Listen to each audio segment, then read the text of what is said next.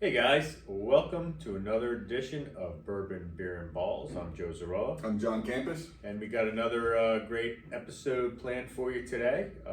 First, let's start off with we got a nice brew in front of us. It's Samuel Adams Summer Ale. We thought it fit the season, the time of year. We got it at the tavern. And have you ever had it, John? I have not, but the first thing that I noticed, it's a little light. Okay. So my guess is it's going to be right down my alley. Yeah, you like and a light hopefully beer. There's a little fruity hint of a flavor behind it. Yeah. On the backside. Yeah, I've had it before. Not often, but I have had it before. Usually this time of year, obviously, because this is when it's out and about. And let me take a sip and get my recollection going. Get it going.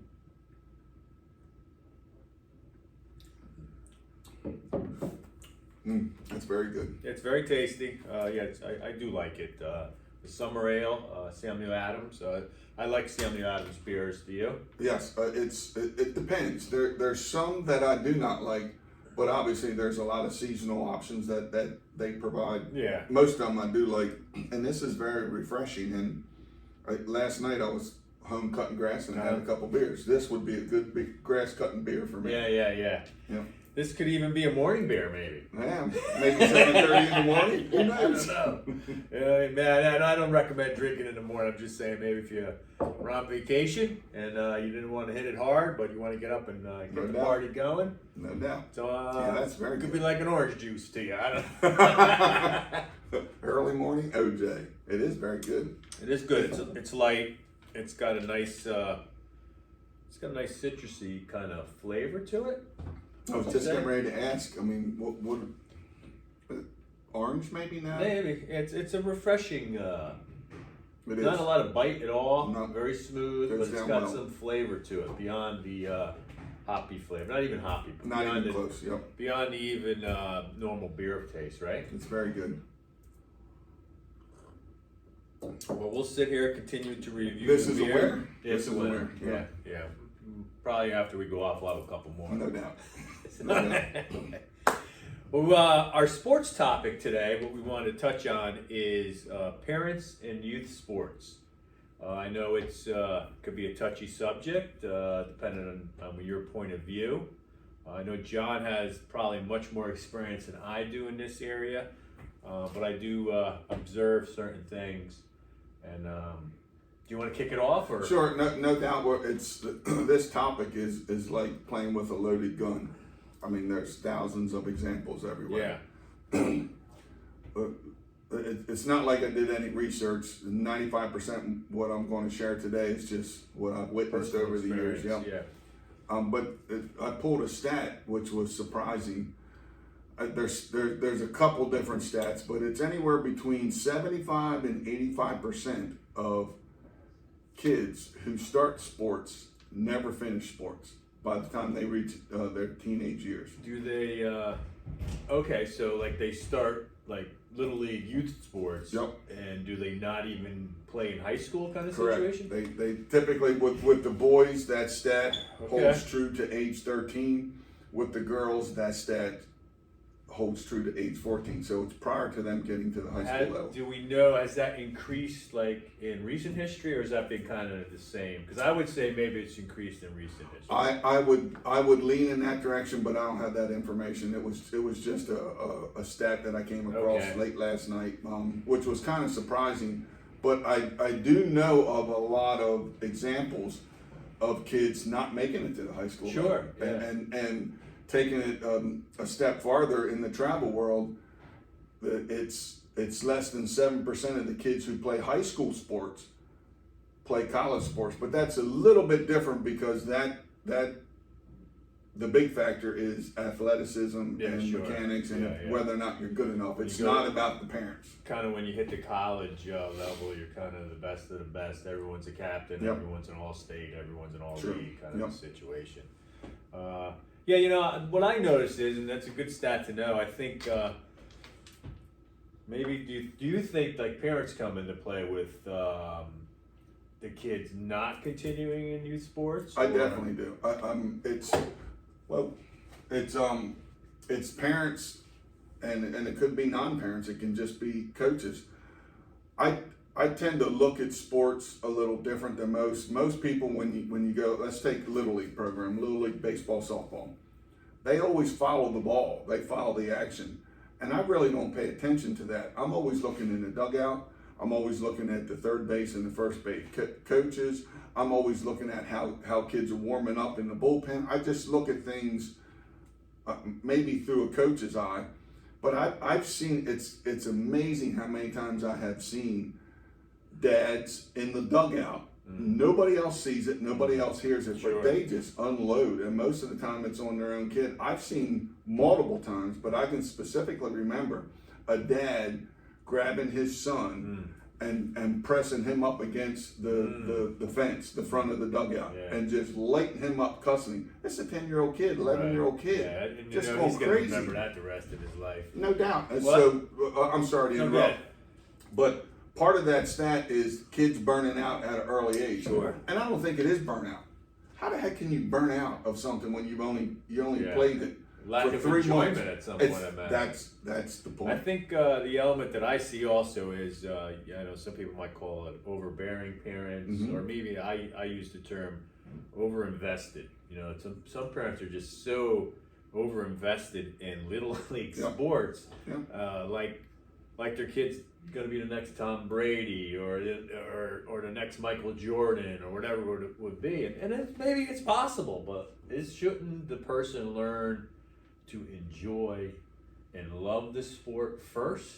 No And doubt. that's the drive that Yes. ends up you want to keep. I know my personal experience in my athletic endeavors as a young man. I just loved the sport. Right. I loved playing it, and that made me drive and want to keep better and get better and better. And as I got better and better, and got different accolades or whatever it may be, it made you even drive more and more. But I think there's a line between being a supportive parent Yes. and maybe an overbearing or overinvested Absolutely. parent. Yeah. One of the things that I played sports at the collegiate level, and one of the things, so I got a little bit of a different perspective. I'm not perfect, and nor is my thoughts about it, but one of the things that I tried to do, because at times I can be fiery, Fiery's good, right? yeah. But providing it's done correctly. Right. But right. one Channeled of the the right way. one of the little rules that I follow is I was the coach until I got in the car, and then when I got in the car with my Right. sons, I was dad. Right. So I turned it off every time I got in the car. Right. I don't care if my boys went 0-for-3 with 3 strikeouts. We got in the car. Let's talk about getting ice cream, Right, riding bikes, right, whatever. right. And a lot of parents don't do that. I They know, can't. not even towards their kids. Sometimes it's the anger and aggressiveness towards the referee, the umpire, the official, or even to the coaches and so Yep. forth. I think it's somewhat outrageous. I know, seeing how some parents have behaved in those instances where they're kind of attacking other people. If that was me as a kid, I would have been mortified. Yep. That would probably made me like, man, I don't know if I want to do. I don't know if I want to do it because Right. my mom and dad are going to show up. How embarrassing. Right. How right. embarrassing. And again, on the youth level, everyone out there, whether it's a ref on junior football or an umpire in softball, baseball, they're volunteers. Right. They're just everyday people. It's not They're the Super Bowl. No, and you know what? And majority of them are not good. Yeah. They're just giving back to the kids. They're not good, Well- but people can't handle that. Have you seen in your career? We'll talk about we're on this topic of maybe being a little aggressive or overbearing towards not even their own children, but towards the other adults that are referees or coaches. Have you ever seen where a parent maybe intimidates a coach? Absolutely. And that's how their kid gets more playing No time? doubt. Has that happened? Yeah. All the time. Yeah. And take it to the next step. When mom or dad are coaching, daddy ball, mommy ball comes into play, where their child may or may not deserve extra playing time, Sure. but everything revolves around them. But the kid knows that at some level. the kids On are some smart. level they know. It's when you're down there in that grind, they know it. And that, again, it's hard for me to imagine a 12-year-old being burned out.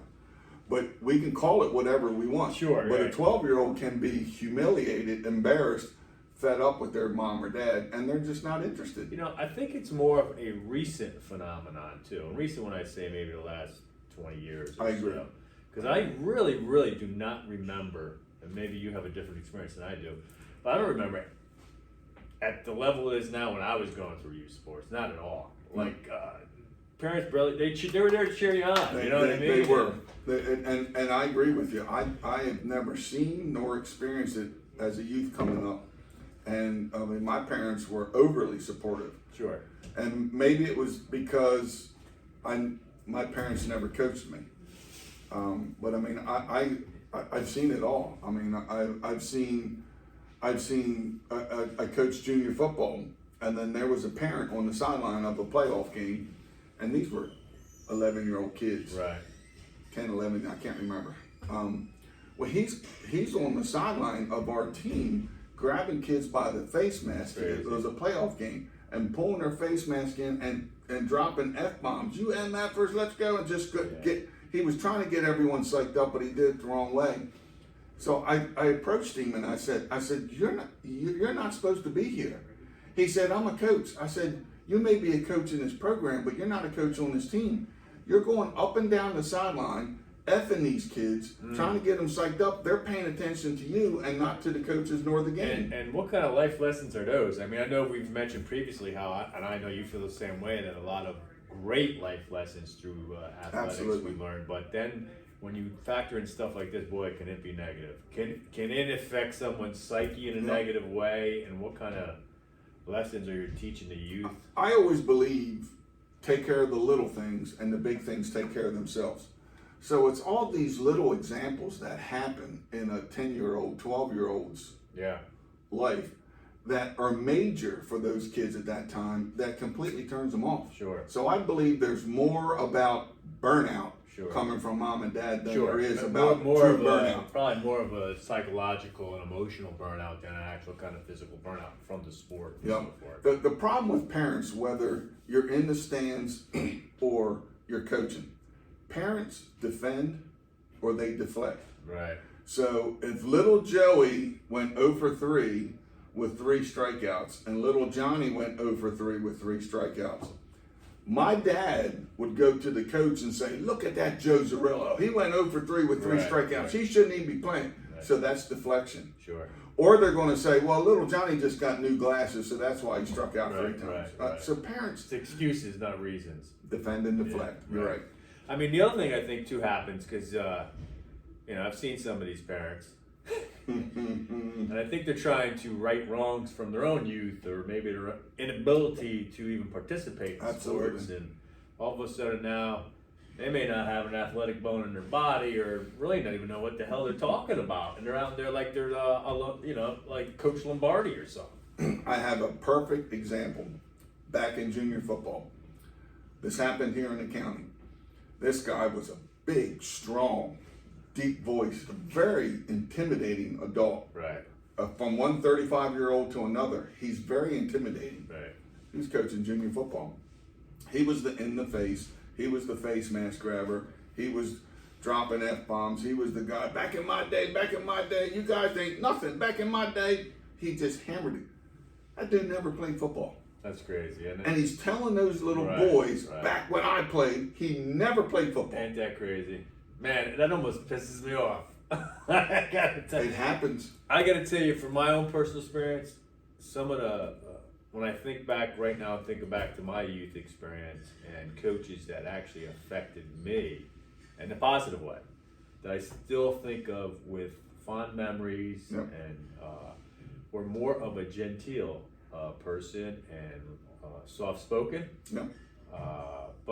And you learn lessons from them, and they made you better. So louder isn't better, screaming isn't better. No. It doesn't make what you're saying sink in more. Actually, it makes people shut down. Really. I think people are attracted more to a more professional approach, and if you know your stuff, it comes out. Sure it does. You know what Yeah. I mean? I mean, if you're bullshitting, that comes out too. And both of them are exposed, but if you're knowledgeable and you're teaching the basic skills, and again, they're kids, they're 10, Right. 12 years old. Right. All of that relays it helps with life lessons moving down the road. But unfortunately, a lot of adults they can't see it and they can't separate themselves from it. I've heard adults back to the Little League. I've heard dads. Now I'm watching the game, and I'm watching the game in the dugout. I'm really not watching the game out there. I have heard dads cuss their kid out and tell them how embarrassed they are that you're my son playing like that at the Little League level. And I'm not talking about once. Sure. It's constant. Now there's a way to build that will and internal strength and toughness, but I'm telling you, it's not screaming at him that it's going to do. You know, like if you're playing football, you get the wind knocked out of you. You know, you teach like you're going to be fine. Brush it off, get off. That's a frightening experience. It's frightening, especially for a child and the first time it's happening. You're going to be good. And then you build them back up. Get out there, brush it off. You know what I mean? You're going to be fine, and you build toughness. Or when you get banged up, you still can play. Blah blah blah. But screaming and hollering, I'm just not getting it. It's hard to as a parent. It's difficult at any level to remove the emotion out of it. Right. I mean, it's as a coach. One of the best suggestions I ever received was the 24-hour rule. Don't talk to a parent until 24 hours. It doesn't matter what happened. If a parent comes up to you, I'm not talking to you, 24-hour rule. And it's easier for a coach to say and to activate the 24-hour rule than it is as a dad. Right. You can say that to the other parents, but I've also seen dads, not me, but I've also seen dads who they don't follow what they're saying, because when they get in the car and it's a 3-hour drive home, little Johnny or little Mary is getting pounded for 3 hours. Right. That's a great thing too. You know, the other thing you see is you're not following what you're saying. Your words have to support your actions. You know, those are lessons too. You can say one thing, if you're doing the other thing, there's no synergy in there, then it's bullshit. You know what I mean? That's just the bottom line. Absolutely. I mean, it's just crazy, you know. Say what you mean and mean what you say. That's right. Do what you say you're going to do and do it. You know what I mean? Yep. It's crazy. I think it's outrageous. It gets me a little jacked up. Here's another little example. Youth basketball. When I was at the YMCA, approximately 800 kids throughout the county. It was a big program. Well, there was an administrator at one of the private schools here in the county that was so caught up in what was taking place. That administrator stood up on our little bleachers. They was playing against another team, obviously not from their school. It was heated. It was going back and forth. Parents were going crazy, losing their mind. Well, this person, he was an administrator. He stood up on the bleachers and he gave the double #1 sign, the middle fingers, to the other team and the other parents. Right. So he's in charge of the entire athletic program, displaying that. Right. So I mean, where's the sportsmanship in that? Where's that lesson of being sportsmanship? That you can go hard head to head with someone and still be friends with them, and you don't have to hate. You might have to have a little anger towards them during the playtime. I get it. I get that's your fire, but this isn't life and death scenarios here. It's not, and there's a lot of. I tried to stay away from football with my comparisons because, in my opinion, football is the only sport that you can play with fire, that you can get yourself psyched up, that you can be like, I'm running through you. Right. Other sports you can't. But even at the football level, there's some people who overstep those boundaries. Yeah, sure. I mean, football is very unique, and I mean, you were a much more accomplished high school player than I was, but that's tough for parents and kids when the entire town is at your back on Friday Night Lights. I mean, that's incredible. It could be fun, but it could be stressful too for someone whose psyche is still growing and isn't mature. You know, I mean, that's probably where the burnout comes from. No doubt. In the psyche kind of point. But yeah, I think parents need to kind of evaluate themselves and realize that you are dealing with children, and they're at delicate ages. They're growing. You're making impressions on them, and you're imprinting on them. And you're teaching them how they want to behave too. So you can't be surprised when you churn out a kid that might act like an asshole. You know what I mean? That's what they're saying. Well, you know what? The apple doesn't fall far. I mean, typically, who you are as an adult, your kids will model that coming up. Yeah, absolutely. But you see it. You see the overbearingness or the overinvested, or When you're sitting there and someone wants to give you the play-by-play of what their kid's doing or not doing. I mean, that's nice, but not really interested. Yeah. You know what I mean? And I'm watching it right now. I Right. see what your kid's doing. Right. And not everyone's the next Tom Brady. Not everyone's Michael Jordan. Nope. And maybe your kid's on the bench for a reason. Maybe And- the work comes before you even get to the field. Work harder, outwork Right. everyone. That's right. And your kid may eventually play D1. Sure, that's But right. that child at age 10 is not a Division I baseball player Yeah. or softball player. They're just a little dorky punk kid. Right. Let them be a kid. Let him be a kid. Let him enjoy the sport. Let him love the sport. Let Yeah. him want to put the extra effort in it because it's for the love of the game. I'm telling you, that's what's going to get him to be the next Yeah. Michael Jordan, to be the next Tom Brady. I've seen it. I remember. I'm thinking of a kid I played when he was a few years behind me, and he really wasn't very good. And Right. then the next thing I know, he's getting a D1 scholarship. I'm That's like, awesome. I came back. I'm like, how did that happen? Right. But he put in the time. You know Yeah. what I mean? If you saw this kid when he was like a freshman compared to when he was a senior, you'd be like, this is a different kid. But Right. he loved the game. He loved to play. Mhm. He put in the time. He put in the work, and he got good. He's Division I. And that's impressive. And that story plays out all over the country. But at the end, another thing that I tried to instill is no matter what you do, whether you play Little League, high school, travel, no matter what you do, in a blink, you're going to be 35. That's right. Raising a family, Yeah. working a real job. Yeah. So, good for you if you've accomplished Right. the jumping into those next levels. But it doesn't matter if you're a starting quarterback or the third string quarterback. What matters is you get life lessons along the way, because in a blink you're 35. That's right. And I know we've talked about before, we both believe that athletics have given us great life lessons and stuff that we use today, teach you how to behave, teach you the will, the drive, Yep. etc. No doubt. And that's what you really want your kid to take away from sports. And if they get more out of it, where it becomes a career for them in Yep. somewhat, whether they become a coach, an agent, or they actually are good enough to become a top player, well, that's cherry on the ice No cream doubt. for me. No But doubt. there's still so many great things to take away from youth sports, other than being the next superstar. You know what I mean? To your point,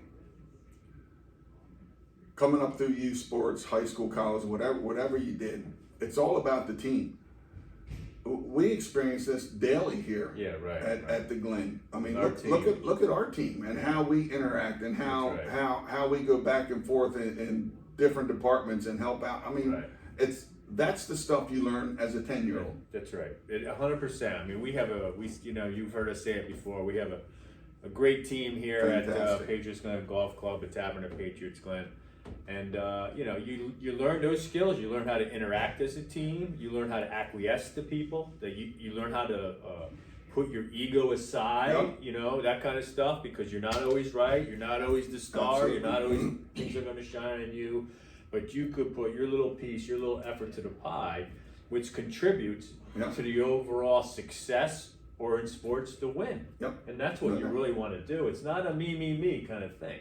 So the success or the win here at the Glen. Right. We're doing a good job now, and it's okay for some time if I come to the table and say we need to do this, Right. and Joe says, no, I don't know if I agree with that. How about this? And I'm thinking, damn, that's a better idea. Let's run with it.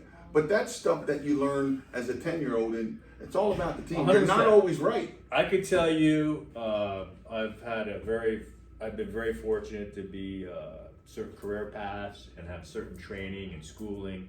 On a personal level, I've gone to different management schools, leadership schools, and I can tell you what they're teaching in there. I was learning as a 10-year-old No doubt.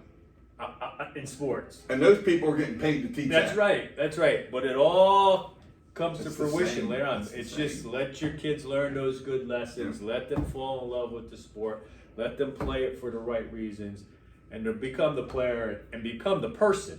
More important. That more important that anyone would want them to be. So I don't know. Let us know what you Agreed. think. I think this is a good topic. This is maybe one of those that we swing back around and talk I about it agree. again.